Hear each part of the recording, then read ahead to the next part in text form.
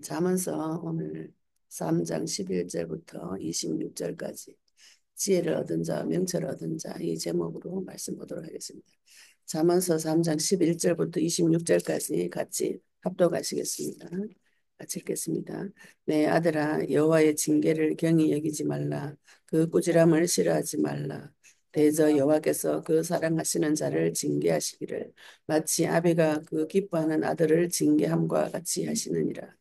지혜를 얻은 자와 명철을 얻은 자는 복이 있나니 이는 지혜를 얻는 것이 은을 얻는 것보다 나았고 그 이익이 정금보다 나음이니라.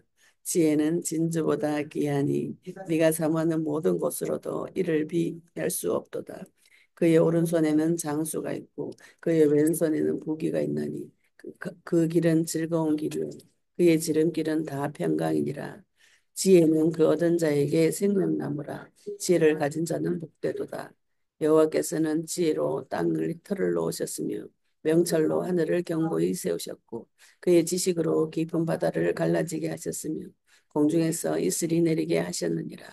내 아들아 완전한 지혜와 근신을 지키고 이것들이 네 눈앞에서 떠나지 말게 하라. 그리하면 그것이 내 영혼의 생명이 되며 내 목의 장식이 되리니 네가 내 길을 평안히 하겠고 네 발이 거치지 아니하겠으며 네가 누울 때에 두려워하지 아니하겠고 네가 누운즉 잠이 달리로다. 너는 갑작스러운 두려움 악인에게 하지 말라. 대저 여호와는 내가 의지할 이시니라. 내 발을 지켜 걸리지 않게 하시리라. 아멘. 네, 우리 연찬이 밥 달라는 게 아멘. 아멘. 네, 우리 하나님께서 우리에게 거룩한 자손을 주시고 또 나에게 영적인 또 거룩한 자손을 주셔서 우리가 이 땅에서 평생 해야 될 것이 뭐냐면 언약 전달하는 것이죠. 그죠? 그러니까 은찬이가 아무것도 모르고 또 어려서 막 자가 뭘 알겠노 싶어도 영적인 부분은 다 압니다. 알고 그 엄마 아빠의 영적인 부분을 물려받기도 하고 또 몸으로 애기들은 몸으로 체득을 하기 때문에 우리가 부모님이 언약을 누리는 것이 굉장히 중요한 것이죠. 그래서 먼저 그리스도를 붙잡고 기도하시고 그리스도를 내 속에 계속 새겨 넣으시면은 이것이 전달이 되어지는 우리가 몸으로도 전달이 되어지고 마음과 생각으로도 전달이 되어지고 내 생각으로도 전달이 되어집니다. 그래서 내 자녀에게 언약 전달하는 것을 두고 계속 기도를 하셔야 돼요. 우리가 이게 전도하고 선교하고 같은 맥락입니다. 우리가 밖에 나가가지고 불신자들한테는 막 예수님 그리스도다 온갖 말을 전도를 다 하고 집사님 나도 그래가지고 막 하는데 내 자녀한테는 와가지고 막 학대하는 분이 계세요. 이러니까 중직자 자녀, 목회자 자녀들이 다 망가져 버리는 것이에요. 이거는 이제 뭐 부모님 겉과 속에 달라서 망가지는 것이 아니고 부모한테 학대받으니까 망가지는 것이죠. 부모님이 내 자녀를 사랑하는 그 마음이 다른 사람에게도 그죠 자식 그 영적인 자식 내가 전도한 그 영혼에게 말씀을 전달하는 그 사랑과 내 자녀 사랑하는 마음은 동일합니다.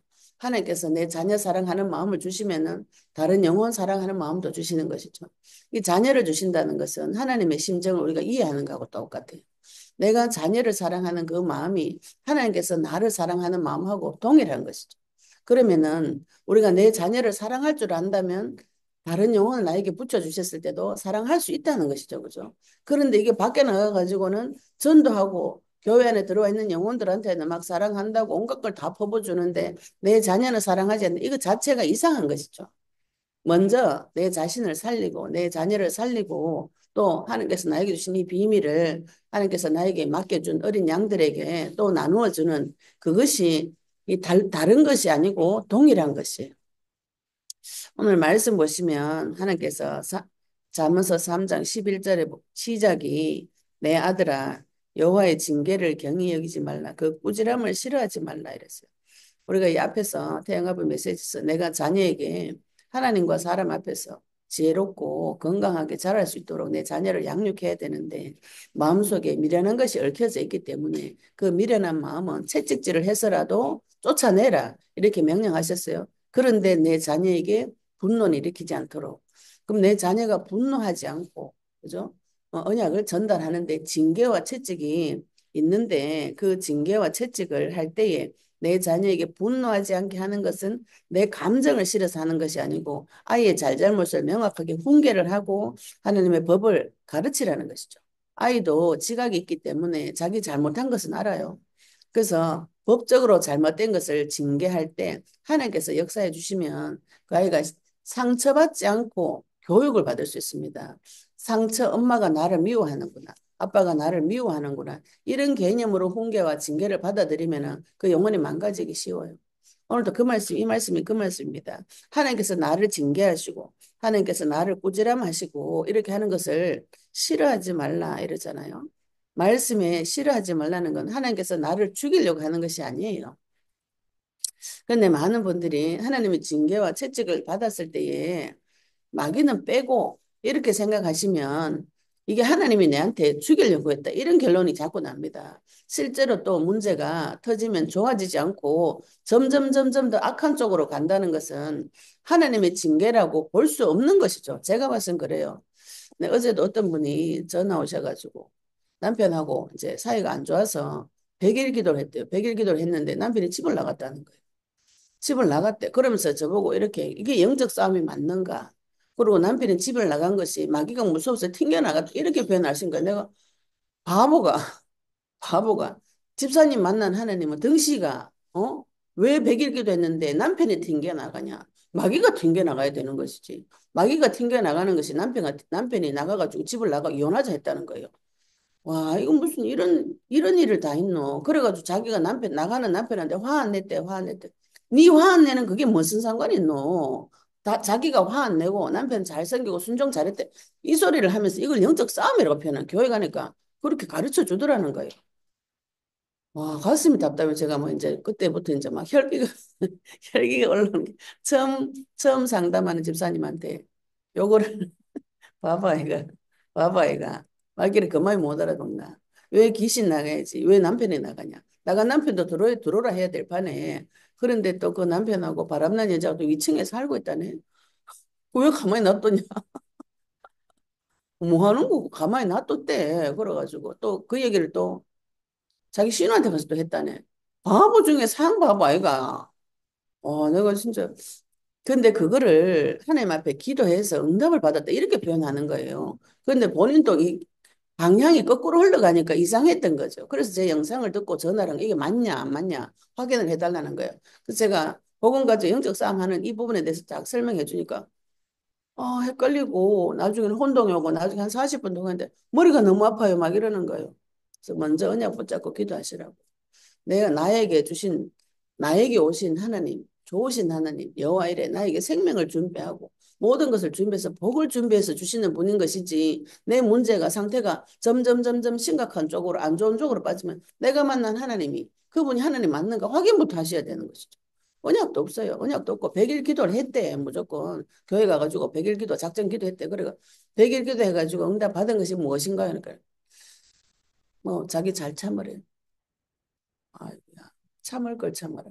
남편 뺏기고 남편이 지금 그 병이 세 번째 와가지고 말을 못한대. 심장병 오고 뇌졸중.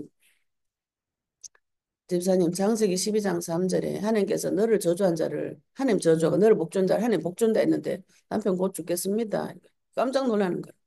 아니 집사님이 진짜 언약 받고 하나님 받았으면은 그치 나를 저주한 자를 저주한다는 지금 남편이 계속 교회 다니는 걸 핍박하고 더군다나 다른 여자를 만나고 돌아다니는데 병이 지금 세 번째 왔다면 하나님 지금 경고고 사인이죠. 징조잖아 징조를 읽고 해석을 해서 언약 붙잡고 나도 살리고 남편도 살려야 되는 거 아니에요 이렇게 그때부터 이제 헷갈리기 시작하는 거예요.